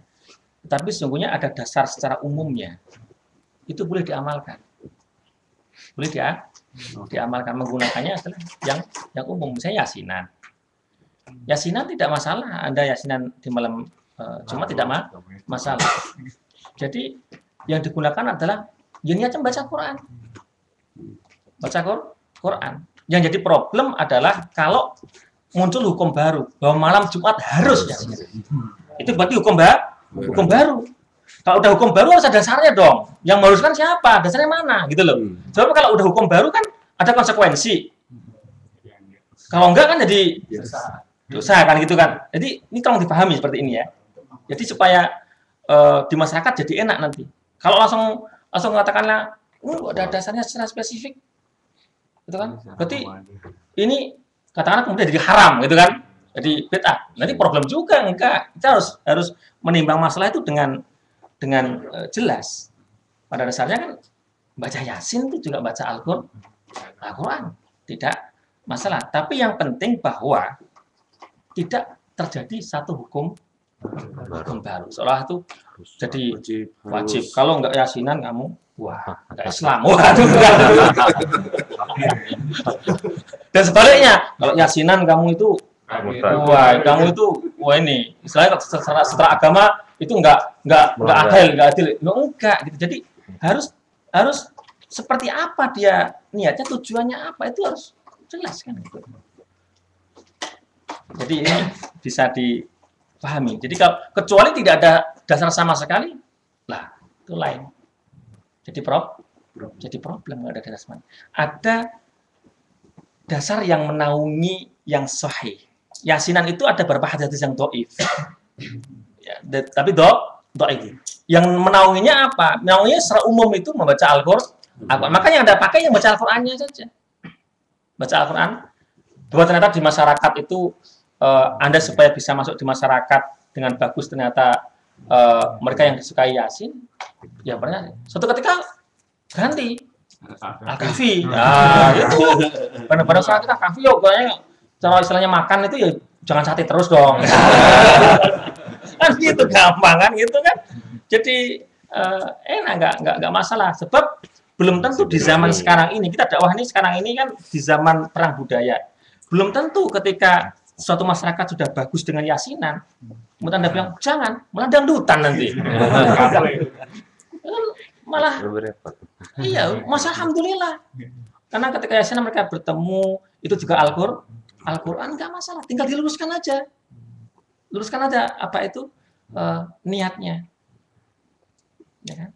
Bahwa apa itu kalau ini jadi dianggap sebagai satu hukum kewajiban, maka ini nggak benar. Karena harus ada dasar yang sahih. Pertanyaan berikutnya. Assalamualaikum warahmatullahi wabarakatuh. Waalaikumsalam. Nama saya Indra Ustaz. Hanya mau konfirmasi yang pertama mengenai tadi, termasuk di Jogja kan kuliah di UGM. Ada beberapa masjid yang pada malam Jumat Kliwon itu mengadakan pengajian Yasinan itu hanya untuk menghindari orang-orang buat sesajen. Karena ada beberapa masyarakat yang nyembah pergi kemana gitu. Jadi untuk menghindari itu gitu, supaya untuk mengakali tidak ke sana. Terus yang kedua, untuk makan berdiri tadi Ustaz. Kan tadi segi kehormatan ada misalkan daerah yang membolehkan makan berdiri gitu. Tapi apakah dari segi agama itu nggak masalah gitu? Tadi kata Ustaz kan misalkan dari segi kehormatan, misalkan dalam satu daerah pada zaman itu boleh, apa dari sisi agama tidak. Terus yang ketiga adalah bagaimana cara kita untuk bisa lebih mengetahui lebih benar, apakah memang harus menemui orang ahli hadis untuk mengetahui bahwa ini doif, ini sahih, atau cari di internet. Kadang internet juga datanya tidak benar gitu. Nah itu bagaimana caranya? Terima kasih. Assalamualaikum warahmatullahi wabarakatuh. Jadi yang pertama, kalau di satu daerah misalnya terbiasa dengan satu amalan-amalan yang udah jelas ya. Itu amalan itu kan berarti kalau tadi malam Jumat Kliwon di satu daerah ternyata itu biasa masyarakatnya itu sesajen begitu kan. Kemudian ada satu masyarakat yang kemudian bikin acara yang misalnya untuk menandingi acara itu. dengan yasinan. Kalau saya secara pribadi, oh itu khair. Bagus. Bagus itu. Itu alternatif yang sangat bagus karena ini jelas acara yang satu ini sudah acara dalam tanda petik musyrik. Ya kan? Ini misalnya sih baca Al-Qur'an lagi. Tapi niatnya diniatin malah dua niatnya itu. Pertama niat baca Al-Qur'an, yang kedua niat syiar nandingi kemusyrikan ini. Kemusyrikan ini. Hanya nanti begitu sudah masyarakat sudah terbiasa yasinan di malam Jumat Kliwon, tadi itu yang saya sampaikan itu. Bahwa tidak ada dasar sesungguhnya setiap malam Jumat Kliwon harus yasinan. Jadi tetap dasarnya dasar baca Al-Qur'an. Tetap baca Al-Qur'an. Baca Al-Qur'an itu bisa kapan saja, termasuk boleh baca Al-Qur'an malam Jumat Kliwon. Sudah selesai masalahnya. Itu harus ada. Nanti jangan sampai terjadi mengakar. Sekian ini nggak ada penjelasan itu kemudian seolah-olah bahwa Islam itu mewajibkan baca Al-Quran Yasin malam Jumat Kliwon. Nggak ada. Itu jadi bid'ah. Itu harus. Jadi kita sebagai dai itu memang harus punya pemahaman yang integral. Ya. Hadis, fikih dakwah harus integral. Gitu. Karena ada kalimat juga dari para ahli fikih. Seorang ahli fikih yang benar-benar ahli fikih itu bukan yang mudah mengatakan ini haram, enggak. Jadi ahli fikih yang benar ahli fikih itu yang dia benar-benar menguasai betul dengan detail kondisi masyarakatnya ininya, kemudian dia punya istinbat hukum yang matang juga, perangkat yang matang juga, dengan kacamata yang jelas, nanti dia bisa punya istinbat hukum. Karena menghalalkan yang haram dan mengharamkan yang halal itu sama tidak bolehnya. Haram, ternyata halal. Karena yang boleh sebenarnya yang boleh mengharamkan yang halal itu hanya Allah Subhanahu wa taala kan. Nah, ahli fikih itu kan beristimbat. Maka jangan mudah sedikit-sedikit haram, tapi juga jangan mudah itu halal semua gitu loh. Itu harus detail. Terutama nanti udah di era modern masalah tidak hanya masalah Jumat Kliwon, termasuk dalam ekonomi Islam. Itu masalah kalau saya bincang-bincang dengan teman-teman yang di Dewan Syura itu masalah yang sekarang tuh permasalahannya itu nggak ada di kitab-kitab klasik semuanya. Kalau klasik kan kalau Tuan Hasan itu sekarang itu udah sekarang masalah-masalahnya beli di internet. Nggak lihat barangnya. Kalau zaman dulu nggak boleh. Tapi ya coba di internet. Tapi kan kemudian kalau secara di sebuah perusahaan tertentu bahwa spesifikasi yang dia inikan itu memang tidak jauh, ini kan ini dari kajian kan.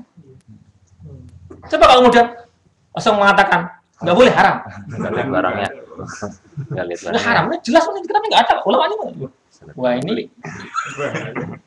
bahaya nih, ya kan? Belum tentu kalau itu begitu kan, ya kan? Nggak boleh kalau itu nanti, wah orang ngapain itu sedikit-sedikit haram, sedikit-sedikit haram. Jangan-jangan bukan karena Islam mengharamkan, tapi karena dia saja yang interpretasinya tidak benar, begitu. Dan sebaliknya, sedikit halal juga tidak benar. Kemarin disampaikan oleh Sajun Nahar itu kan, ya kan? Kalau apa itu Makan syubhat itu kan harus kita reaksi pertama kita adalah ditinggalkan dulu. Nah, gitu kira-kira begitu kan? Nah, tinggalkan dulu kan gitu. Itu jadi nanti di masyarakat itu akan misalnya ketemu dua kegiatan, tidak hanya masalah itu sebagai dai harus punya mauqif yang jelas, punya sikap yang jelas. Jelas. Apalagi kalau udah masuk nanti suatu ketika udah masuk di wilayah politik, wah lebih Oh ini lagi itu. Kadang-kadang nanti sudah masuknya kaidah-kaidah yang ini kaidah antara apa itu kaidah fikih akhafud dororen. Kadang-kadang itu tidak semuanya langsung jelas antara apa itu. Ini sebenarnya kalau kita tahu secara ngambilnya, ini dua-duanya nggak boleh. Tapi nggak ada pilihan yang lain. Dua-duanya tidak tapi nggak ada pilihan yang lain. Harus ngambil. Kalau nggak ngambil, yo, lebih celaka lagi kan gitu kan. Ya, seperti itu ulama sudah membuat kaidah dengan cara detail di sana.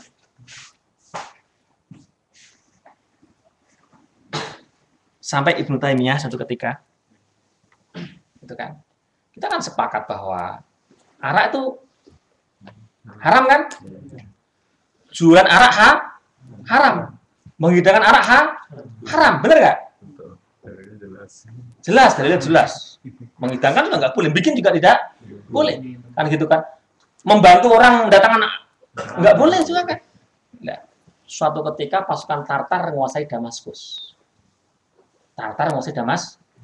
Damaskus. Wah, mereka pesta arak, mabuk-mabukan berhari-hari gitu kan? Ya otomatis pada masa datengin araknya dari Tartar sana kan udah kehabisan juga di Baghdad kan? Dia cari di situ kan? Ada orang yang protes, anu dong itu jangan boleh minum arak tuh, pasukan Tartar, kan haram, gitu kan?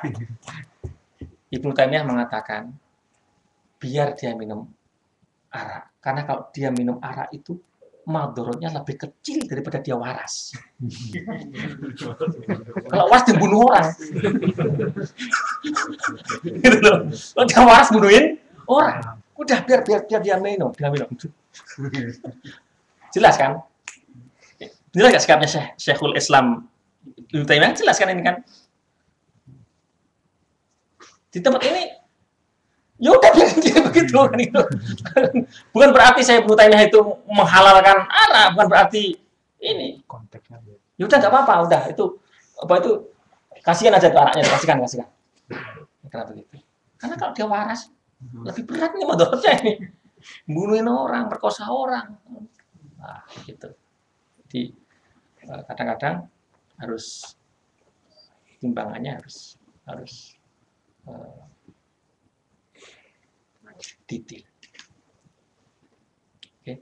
Berarti masih yang tanya siapa nih? Udah jelas. Tapi ada dua lagi.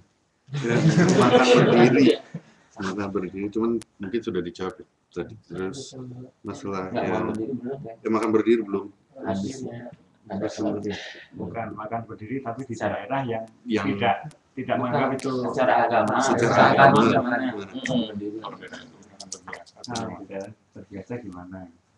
Jadi kalau kita melihat afdoliyah kan jelas kan. Tadi minta untuk makan sambil dulu. Hadisnya apa itu jelas. Apa itu minum juga kan. Tapi di beberapa tempat juga ada sahabat Nabi yang minum sambil berdiri, ya kan. Jadi di konteks ini, ya kan itu masalah afdoliyah, tidak masalah halal dan haram. Jadi harus jelas begitu. Bukan masalah halal dan haram, itu masalah afdoliyah. Jadi afdoliyah tetap lain kalau makan tangan kanan dengan tangan kiri. Ini sangat ditekankan Rasulullah, hadisnya jelas, itu kan.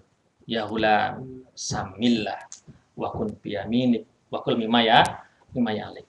Meskipun juga tidak akan langsung bahwa makan dengan tangan jadi haram, tapi ini sangat ditekankan. Sangat begitu. Sangat-sangat makan dengan tangan sampai Rasul mengingatkan gitu loh. Jangan makan dengan tangan. Ya hulam samillah. Wahai anakku, itu anaknya Ummi Salamah, ya. Salamah kan setelah Abu Salamah wafat, Ummu Salamah dinikahi oleh Rasulullah. Ummu Salamah bawa anak dari Abu Salamah. Suatu ketika makan bareng, dia ngambilnya pakai tangan kiri, dan langsung Rasul mengatakan, ya ulam samillah. Kalau makan sebut nama Allah. Wakul biyamini, makan dengan tangannya. Wakul mimma yalik, yang paling dekat dengan kamu. Nah, begitu. Kalau bisa makan dengan duduk. Nah, itu memang Islam mengatakan seperti itu, makan dengan duduk. Tapi kalau sekarang sudah sangat-sangat terpaksa, tidak hanya di mungkin negara barat, di negara kita di Indonesia itu sering kali.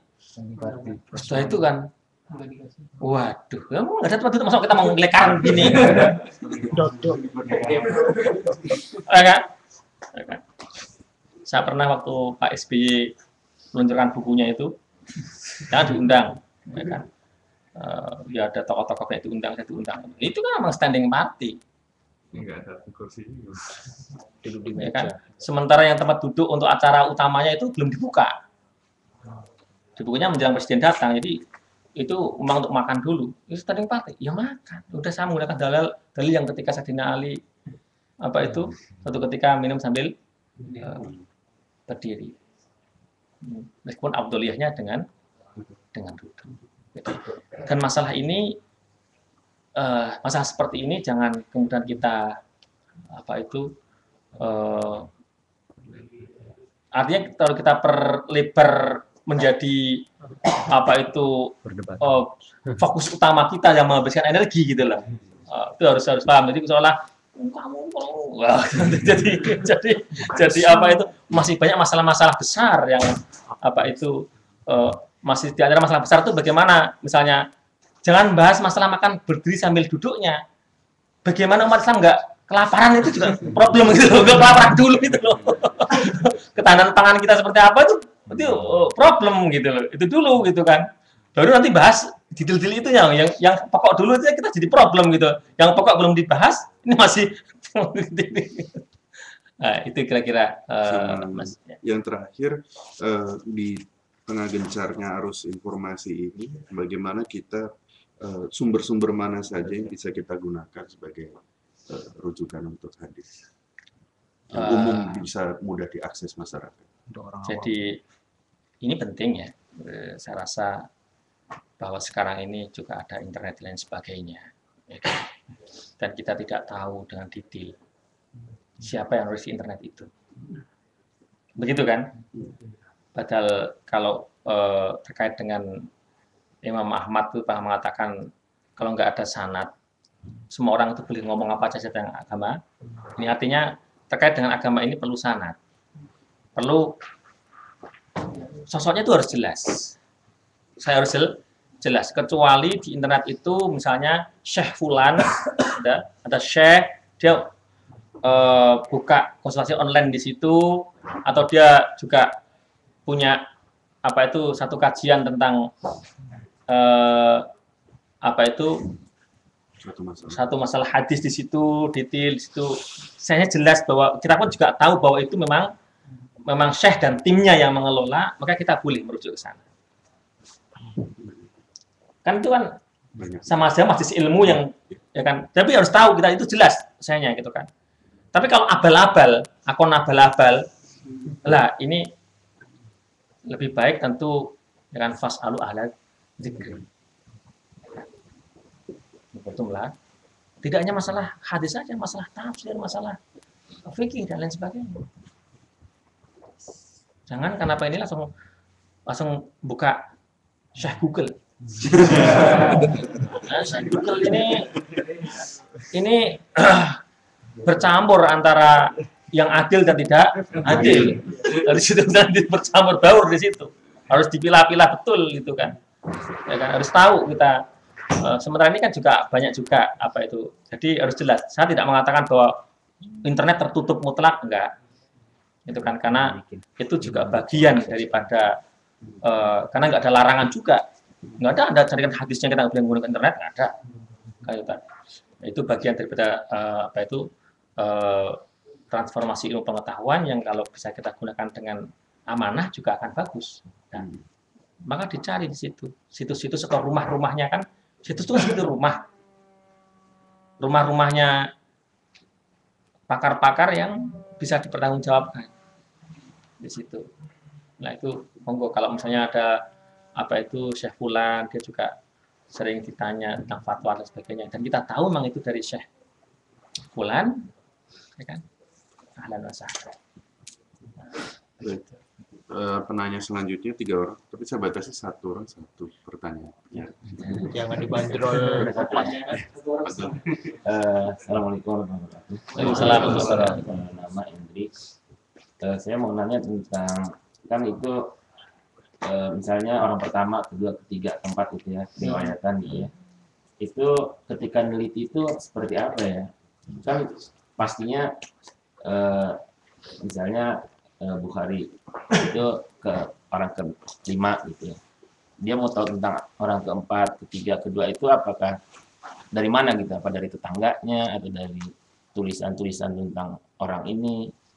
Gimana dia tahu orang ini baik gitu ya, orang ketiga, kedua, dan satu. Oke. Ini menarik saya pertanyaannya ya. Bagaimana kita bisa tahu orang itu baik dan tidak, ya kan? Jadi indahnya bidang ilmu ini,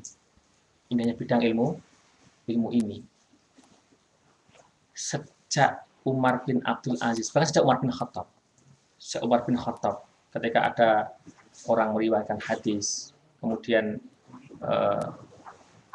dia tanya betul-betul, dia bandingkan dengan yang lain. Artinya orang tidak bisa sembarangan meneliti hadis. Sejak generasi pertama, ketika orang menerima hadis, itu sudah ada screening. Kemudian di zaman tabi'in berdasar screening, sudah ada ketahuan mana orang-orang itu yang dia itu sebagai perawi hadis yang thiqah, udah ketahuan. Ya kan? Udah ketahuan. Sudah ada banyak tabi'in kan? Ada banyak tabi'in, tapi sebagai perawi hadis, dia itu yang pakar hadis dan dipercaya, itu tidak banyak tabi'in, tidak banyak. Hanya mungkin sekian ratus orang. Dan itu tabi'in hafal semua itu. Dan tabi'in yang lain yang dia meriwayatkan hadis, tapi mungkin agak khafifud dhab tadi itu, kalau yang ini. Itu tabi'in orang banyak itu tahu. Nah, nanti tabi'in ini punya murid lagi kan? Punya murid lah. Murid-muridnya juga diberitahu. Kamu kalau mengambil hadis, cari coba. Saya tuh nggak dapat nih dari ini. Saya dapatnya dari tabi'in yang ini. Yang tabi'innya saya belum dapat. Kalau kamu umurmu masih panjang, coba cari muridnya itu. Muridnya itu. Maka kasih tahu. Maka nanti ada tabaqat muhaddisin, ada ilmu rijal namanya. Jadi ilmu rijal itu terus para ulama itu hanya berisi nama-nama. Nama-nama tabi'in ini. Ketahuan gurunya siapa, muridnya siapa. Luar biasa. Murid-muridnya juga ketahuan. Muridnya yang ini adil, yang ini enggak, yang ini lupa, ketahuan. Ada sejarahnya. Ada rapornya. Ada biografi. Lebih detail dari laporan antum kalau antum Itu berlaku sampai hadis itu ditulis apa berlaku seterusnya? apa? Jadi berlaku sampai hadis itu ditulis saja atau ya sampai hadis Bukhari sudah dibukukan, berarti sudah selesai itu adil dan sebagainya. Salah itu atau masih ada lagi ke sini juga? Kalau udah sampai Bukhari ya, ketika udah sampai Bukhari, udah. Berarti udah dijamin. Orang setelahnya mau menilai gimana? Oh, Bukhari itu udah paling, sana itu udah paling. Mau nilainya mau gimana? Mau pernah ketemu sama orang sana? Jadi kalau udah di situ berarti oke gitu. Oke, kalau udah Bukhari oke. Ulama sepakat udah itu Bukhari udah oke. Gitu kan? Jadi begitulah. Terus, maka kemudian nanti kita akan lihat itu banyak ulama yang nulis tentang rijalul hadis. Sekian juz tuh tentang rijalul hadis. 30 jilid lebih. Itu kan? Kalau kita kan pakai referensi itu. Kalau ulama dahulu Imam Bukhari itu 600 hadis saja hafal. Maka sekian ribu nama orang itu hafal semuanya. Misalnya ada nama, misalnya nih ya, Abdullah bin Zaid. Ada 2 Abdullah bin Zaid. Abdullah bin Zaid 1, Abdullah bin Zaid 2. Bisa jadi Abdul bin Zaid yang pertama ini dobit, yang ini pelupa. Ketika seorang rawi meriwayatkan ini dari Abdullah bin Zaid, bagaimana yang nggak teliti mungkin langsung, oh ini Abdul bin Zaid yang dobit. Imam Bukhari enggak, tunggu dulu, cari dulu ya Abdul bin Zaid yang mana ini, gurunya siapa nih, cari dia. Oh yang ini bukan, ternyata ada nama yang ketiganya misalnya apa? Kayaknya Al-Aslami misalnya. Di sini As-Sulami, beda kan? Al-Aslami sama As-Sulami. Enggak mirip. Abdullah bin Zaid Al-Aslami, Abdullah As-Sulami loh. Aslam sama Sulam beda. Yang Aslam itu apa? Yang Sulam itu agak lupa. Beratnya beda. Akhirnya Abu Bukhari ambil yang gitu. Titik. Kadang nama-nama itu mirip. Itu yang bikin nanti antara seorang imam satu dan imam yang lain beda dalam mensahihkan atau karena ada kadang-kadang ada nama yang sama. Lah, ulama itu juga dalam menilai orang itu juga beda-beda. Itu sama dengan dosen kan. Dosen itu kadang-kadang jawaban udah begini, udah A. Ada yang dosen sangat detail. Ini belum ini orang gila. Tapi kadang ada yang dikasih A si dosen ini sama dikasih B si dosen ini masih kualitasnya masih bagus si B yang ngasih dosen ini. Kualitas profesornya beda. Kadang-kadang ada begitu kan? Iya. Orang yang umum memandangnya ini dong yang hebat. Kemudian A. Loh, kita belum tahu siapa yang nilai A. Yang nilai A kan si ini. Kita belum tahu yang nilai B. Yang nilai B itu ini. Dia itu kalau yang nilai A ini hanya baru asisten profesor. Yang memang dikasih nilai B, tapi yang ngasih nilai B ini, wah ini profesor yang Harvard dan IT udah gini semua. Begitu kan kira-kira begitu. Sama. Seorang rijalul hadis, Imam Bukhari misalnya mengatakan, bolehlah. Coba bolehlah doang gitu kan. Tapi kata-kata bolehlah yang Bukhari itu lebih dahsyat dari kata-kata Imam yang A bilang mengatakan, wah dia itu mantap. Tapi yang mengatakan mantap siapa? Yang mengatakan mantap Imam A. Kan? Meskipun Bukhari cuma bilang boleh, tapi ini Bukhari loh ini. Ini kualitasnya lebih dahsyat daripada mantapnya Imam. Itu di Imam hadis detail. Detail. Maka nanti kualitas, kenapa Sahih Bukhari itu kualitasnya itu paling di antara yang lain. Di antaranya selain itu tadi itu sangat detail sekali dan timbangannya itu sangat baik adalahnya. Ini tuh dia kualitasnya benar-benar yang A semua. Enggak sembarangan bisa masuk ke Sahih Bukhari. Termasuk syarat mattasola sanatu. Bertemunya sanad itu. Kalau di Imam Bukhari itu mensyaratkan dia harus satu masa dan pernah bertemu. Harus benar-benar pernah bertemu. Jadi ada yang semacam saksi bahwa misalnya ya kan si A mendapat hadis dari si B, gurunya itu si B. Itu ada saksi bahwa si A ini memang pernah bertemu dengan si B. Tidak sekedar satu masa. Saksinya harus adil juga. Oh iya. Tidak lupa juga. Oh, ada memang dia misalnya gini, saya ya pernah diberitahu oleh kiai saya, ya kiai ini bahwa begini. Dan ada orang yang udah tahu bahwa saya memang pernah nyantri di sana. Tahun sekian sampai sekian. Atau meskipun cuma 1 minggu, saya pernah dulu pas puasa di sana. Baru oke nih, nyambung nih sanadnya nih. Kalau Imam Muslim, yang penting bahwa masanya ini satu masa. Misalnya si A sama si B, ya kan?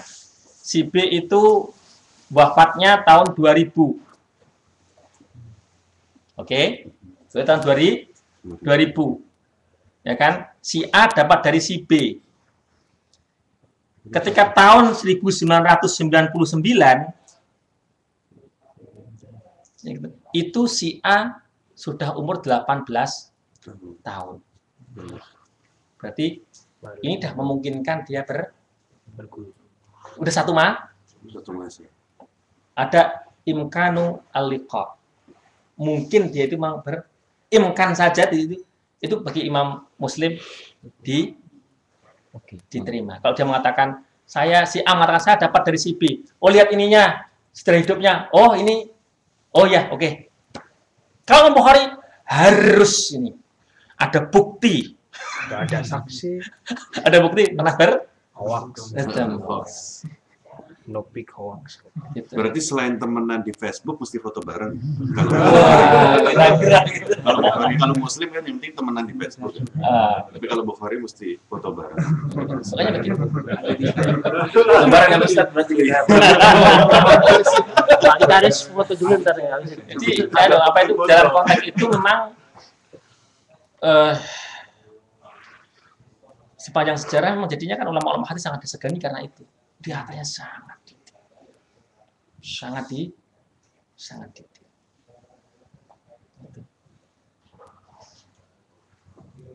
Lebih diinikan lagi ya, dia ahli hadis juga ahli fikih. Imam Syafi'i. Imam 4 itu pakar-pakar di bidang itu. Hadis yang Ya, selanjutnya terakhir. Sisi pertama. Sesi.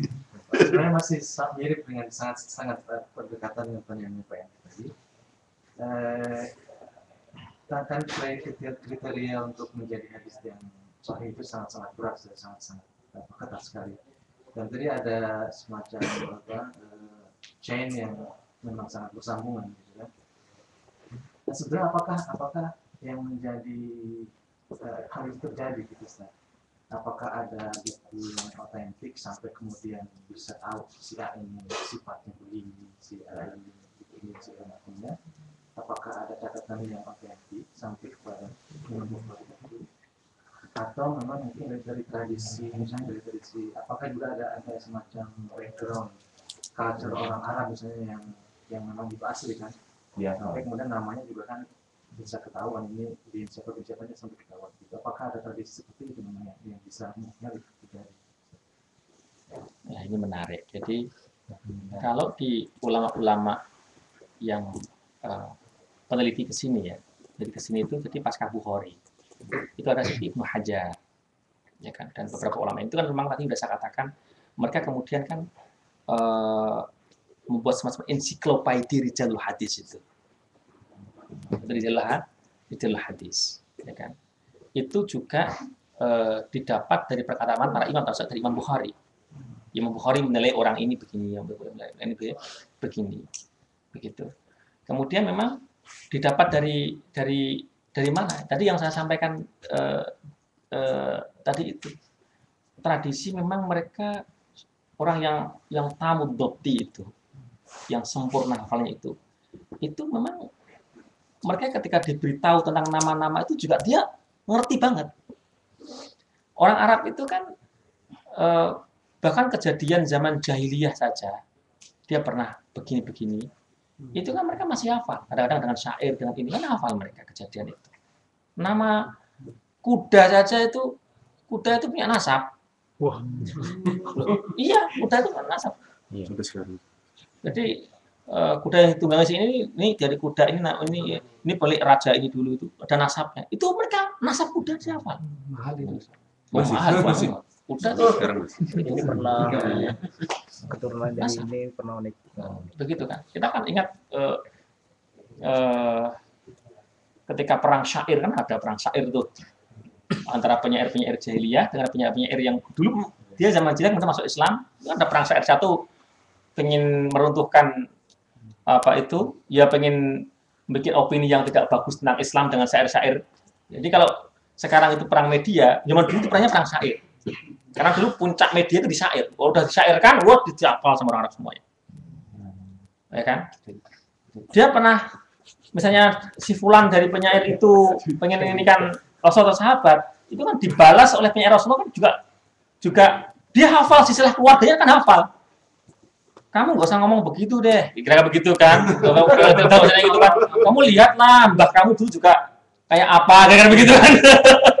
Istilahnya gitu kan, itu lebih ini. Kalau yang kamu duga pada sahabat ini itu masih praduga, tapi kalau yang mbah kamu yang itu kan semua orang juga seluruh dunia juga ya gitu juga tahu. Jadi begitu. Jadi dia pernah bohong, dia pernah ini di kalangan terutama yang memang di bidang itu kan sangat perhatian sekali. Mungkin orang yang bukan di bidang itu kurang perhatian. Padahal secara umum juga mereka kadang-kadang hafal gitu. Tapi khusus di bidang hadis ini kan benar-benar diteliti orangnya ini. Sama kalau antum meneliti di bidang kajian antum, apalagi kajian antum itu, yang lain nggak begitu ngergewa gitu, itu kan kurang presisi, kurang 0, sekian. Ini padahal hadis apalagi hadis Imam Bukhari, enggak. Sampai ilalul hadis, yang bagi yang lain itu sehat ini sehat, orang itu sehat. Oh, enggak, mau ditebak gini aja, enggak ini. Karena begitu, hadisnya begitu. Kalau di tangan Bukhari, enggak. Oh, enggak ada ilal di sini. Ya, bukan bahasa Nabi. Allahu a'lam. Baik, ya, tadi saya sudah diingatkan panitia, kita dituntaskan di sesi 1 ini dulu. Tapi sebelum saya tutup, nanti dibuka lagi di sesi berikutnya. Sedikit resume mengenai materi yang pertama ini, yaitu kriteria dasar-dasar memahami hadis itu. Yang pertama bahwa hadis itu dia harus bersambung sanadnya, tidak putus. Itu hadis sahih. Untuk hadis sahih, yang berikutnya tidak memiliki kecacatan di dalam sanad tersebut. Kemudian tidak syad, dan orang-orang tersebut juga adalah orang-orang yang adil, kuat, dobit, bisa dipercaya, dan telah terverifikasi kehandalannya masing-masing sanad tersebut. Ini menjadi penting karena proses verifikasi ini menjadi salah satu hal yang menjadi keutamaan para ilmuwan-ilmuwan hadis. Yang berikutnya adalah dalam kaitannya kita ingin memahami lebih dalam kitab mengenai hadis, hendaklah kita mencari sumber-sumber yang memang sudah terverifikasi. Gitu. Jadi mungkin kalau yang masih mengandalkan internet bisa melihat di web-web yang merupakan sifatnya konsultasi syariah ataupun dikelola oleh institusi yang kita memang sudah tahu kredibilitasnya. Dan terakhir, hendaknya kita berhati-hati di dalam menerima informasi yang sifatnya ada orang mengklaim hadis. Berhati-hati kita dalam menyaringnya. Ini sedikit tambahan dari saya. Kalau di dalam buku kumpulan hadis dhaif dan palsu, hadis yang sifatnya palsu itu yang paling banyak adalah hadis yang sifatnya amal. Jadi bunyinya biasanya barang siapa. Barang siapa yang ini akan ini. Itu di dalam buku itu termasuk banyak. Jadi nanti untuk kita semua, bila mendapatkan ada ulama menyampaikan barang siapa, itu hendak kita mencoba mencari referensi. Cukup. Akhir kata, demikian sesi 1 hari ini. Nanti akan dilanjutkan di sesi 2 dengan temanya dasar-dasar riwayat dan dirayat. Nanti insya Allah kita break sekitar 15 menit. Tapi saya tutup dulu. Terima kasih. Alhamdulillahirabbil alamin. Sesungguhnya kebenaran datangnya dari Allah, kesalahan datangnya dari diri pribadi saya sendiri. Semoga semua ilmu yang kita dapat di sini menjadikan kita pribadi muslim yang lebih baik. Amin. Kita tutup dengan doa penutup majelis. Subhanallah.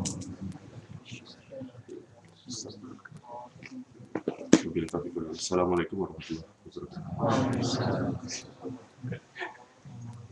Nasi uduk. Ya boleh.